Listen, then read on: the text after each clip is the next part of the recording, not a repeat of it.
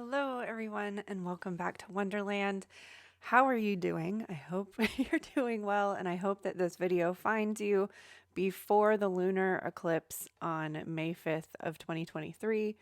If not, I think we are still going to be integrating this energy between now and the fall eclipse season in October. So hopefully this found you at the perfect time whenever you need it. In today's video, we're going to explain what is a lunar eclipse exactly, like what is happening in the sky. I have a tarot reading for the collective to help us kind of understand how to navigate this time. So without further ado, come on down the rabbit hole with me and Gizmo and just take a break, take a breath, and try to find some rooting and grounding while this chaotic energy is swirling around you. All right, so if you saw my last video about the solar eclipse, that happens when the sun is over here, the earth is right here where Gizmo is, and the moon is blocking the sun. So a solar eclipse is when the solar sun is being eclipsed by the moon. So when we have a lunar eclipse, we are in the opposite position, and the sun the sun never moves. We're always revolving around it, but the moon revolves around the earth. On a lunar eclipse, this means that the lunar moon is going to be blocked, but this time it's by the earth. So normally on a full moon, the moon is on this side of the earth and usually gets into direct alignment with the sun, and that's what causes the full moon to be fully illuminated. However, during a lunar eclipse, which happens twice a year, the earth is kind of blocking the direct light from the sun. So basically, it's kind of like the earth's shadow is projected onto the moon for, I think it's around 4 hours this time. So as the earth is rotating, as the moon is rotating, like there's just this 4 hour window where the earth is just preventing the rays of the sun from hitting the moon. So it's very similar to new moon energy because there's no light on the moon. So it's, even though it's supposed to be totally illuminated and totally full, it's dark. So this energy feels very similar to a new moon. So I kind of treat it as a new moon. Allow yourself time to rest. Allow yourself to be open to receiving any information that is illuminated for you. And this kind of sets the tone for the rest of the year. I said that about the last eclipse because it was our second Aries new moon. So it shifted the way our new moon cycles have been so far for this entire year, of starting an Aries season on the new moon, meaning the sun and the moon were changing signs at the same time or within a day of each other. So, for example, in January, we had a Capricorn moon at the same time as the sun was also moving into Capricorn. And then the following month, we had an Aquarius new moon around the same time that the sun was moving into Aquarius. So because we had that second Aries new moon, the second Aries new moon ushered us into Taurus season. And now, in a couple of weeks, we're going to have a Taurus new moon at the end of Taurus season. So what this shifts for us is, normally, I mean, we're still going to want to be starting things on the new moon. This is still like the beginning of a cycle, but it's going to put more emphasis on the full moons because it's almost like setting the stage. Like it's going to be like this lunar eclipse is going to be highlighting or illuminating something for you. And you're going to have the next 2 weeks to kind of integrate and download and see what this might mean for you. And then this gives you the opportunity to have 2 weeks to make a decision about what you want your new moon intentions to be. And then on the Taurus new moon, you can really solidify that earth energy, that Taurus energy, that heart centered Venus energy with that new moon and really solidify it, set the intention, and like write it in concrete, put it in stone. And then for that rest of the moon cycle, you can work on that intention. And then the following full moon will again highlight something. Oh, let's switch and change this up. Or, hey, I want to do this differently. And then you have the next 2 weeks to kind of integrate it. It's just going to have a different kind of feel to it while we're still starting and setting intentions on a new moon and illuminating things on a full moon. It's just going to have a different feel to it. And it's honestly, especially here in Taurus season, kind of a nicer approach to it, to not feel like with the Aries moon, we're like, okay, we have to start something on the new moon. We have to do it now. And if I don't do it today, it's never going to happen. But this kind of teaches us how to progressively take one step at a time and integrate things, allow things to settle before jumping into something or reacting to something. Just allowing yourself to take one step at a time. This also gives us an opportunity to really take advantage of the waning energy of the moon cycle.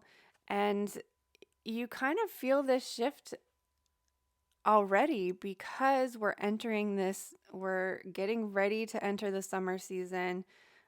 Beltane, we just passed Beltane, so that's like halfway between spring.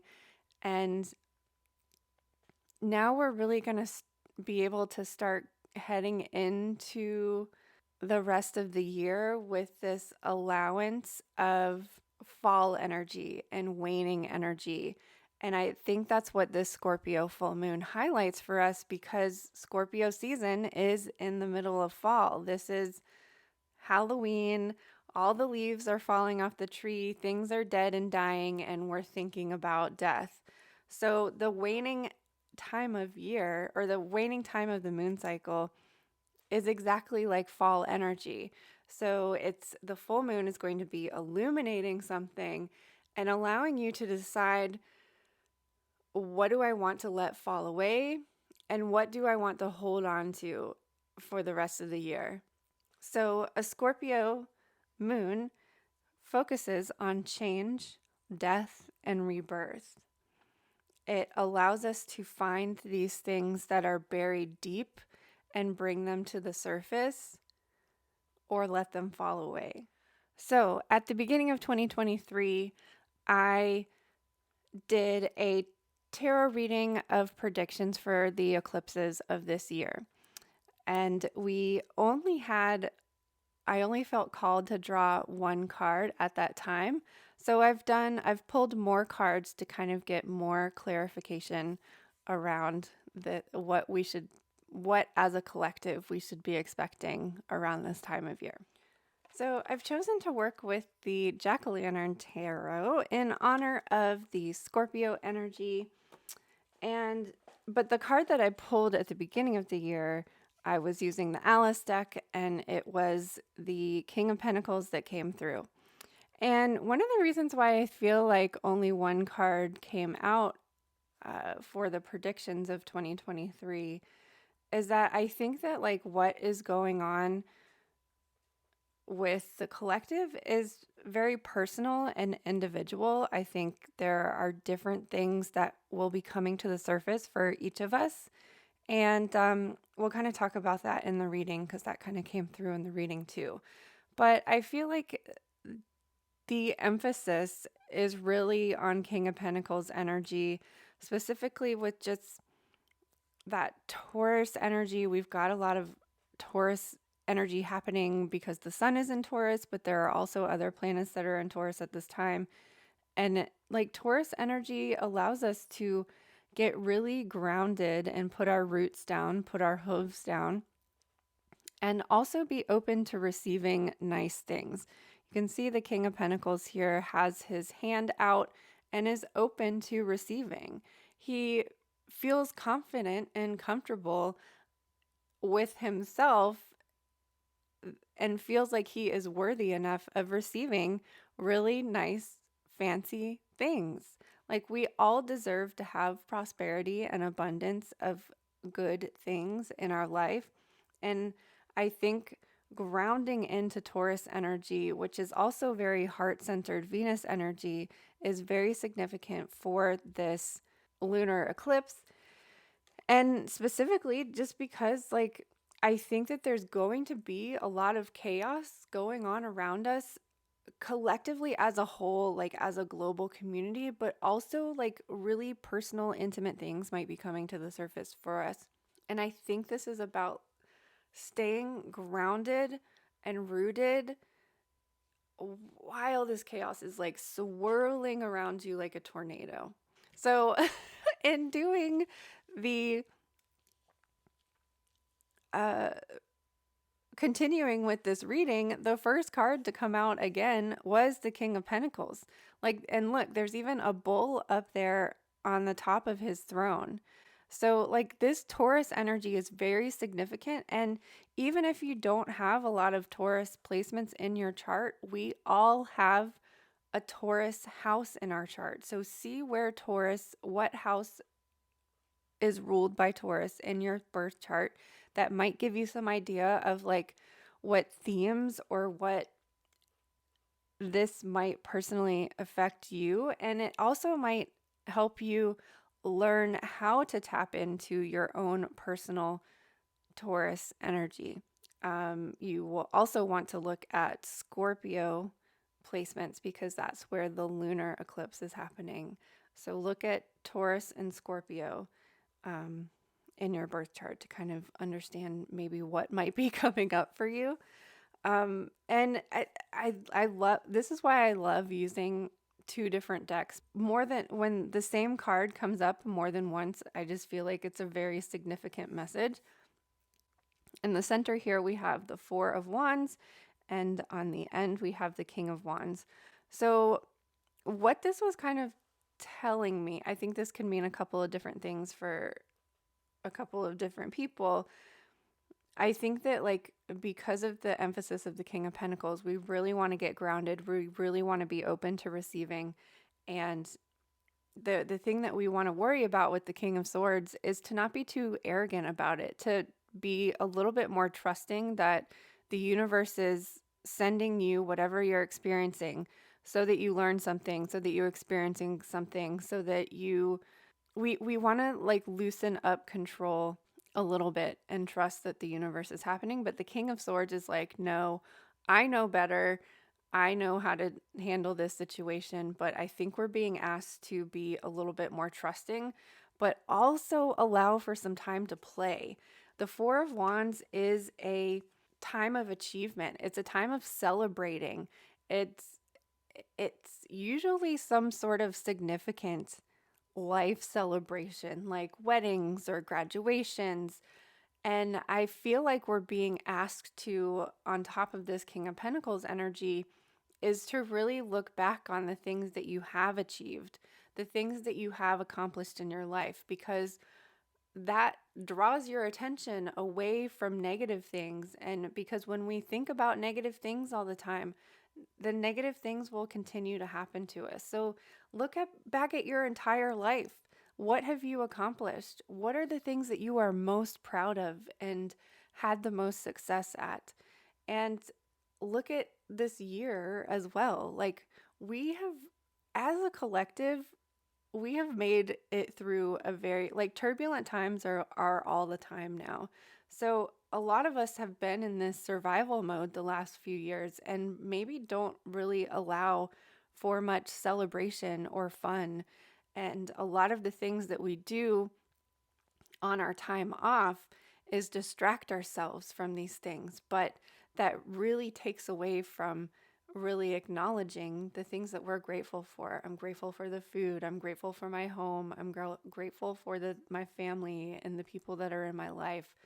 I think this is also significant because we just had Beltane. Beltane is a time of celebration. This is like, okay, the crops have been planted. Let's have a little bit of fun. We still have a lot of work to do, but it doesn't mean that we can't take a break and chill out and relax.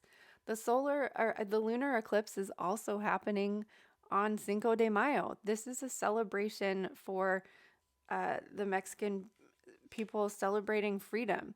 And I think this is also significant because Uranus is also close to the sun at this time, and Uranus is the planet of liberation and freedom. So we have to free ourselves from our own restrictions and boundaries that have maybe been holding us back and allow for celebration. Like we think like, oh, well, I'll celebrate when I save X amount of money, or I'll celebrate when my birthday is at the end of the year. And it's like, we can celebrate now, we can have fun now, we can allow ourselves these joys.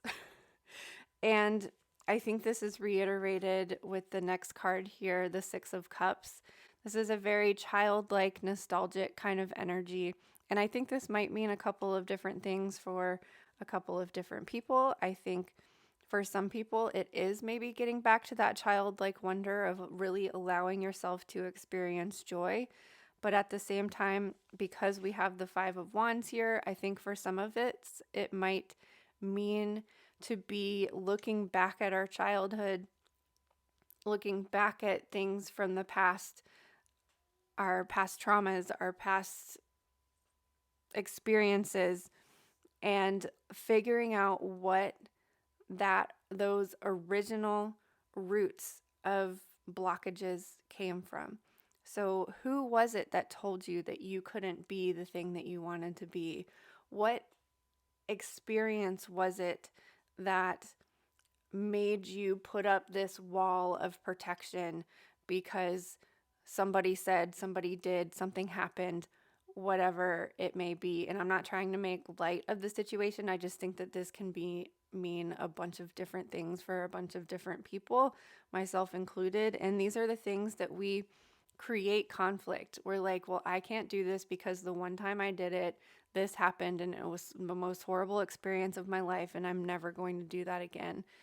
And I think this Taurus energy allows us to feel loved, grounded, safe, and protected enough to explore these things that might trigger or cause the trauma to come to the surface again.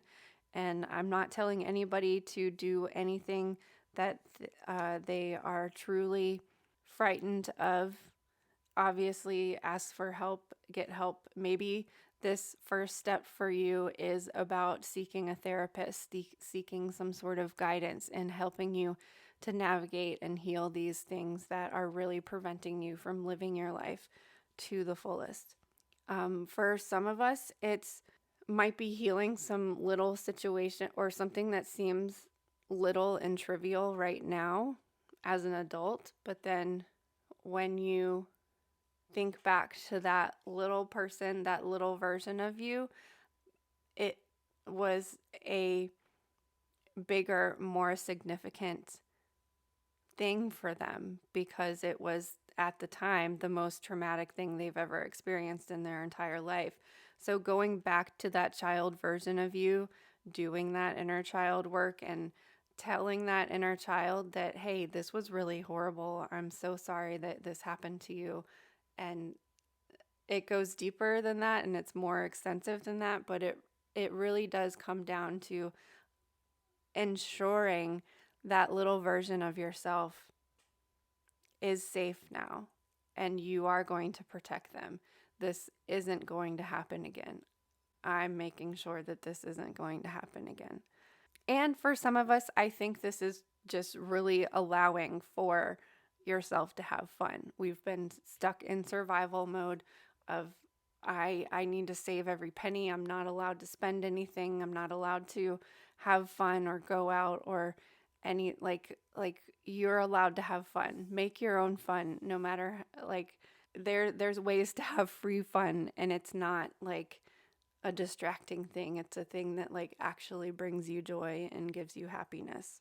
If we are able to do all of these things, and like I said, this is one step at a time. Taurus energy is one step at a time. It's not going to like the lunar eclipse is going to illuminate some past trauma and it's just going to disappear because you acknowledged it. It's like taking one step at a time. King of Pentacles and Taurus energy is one step at a time.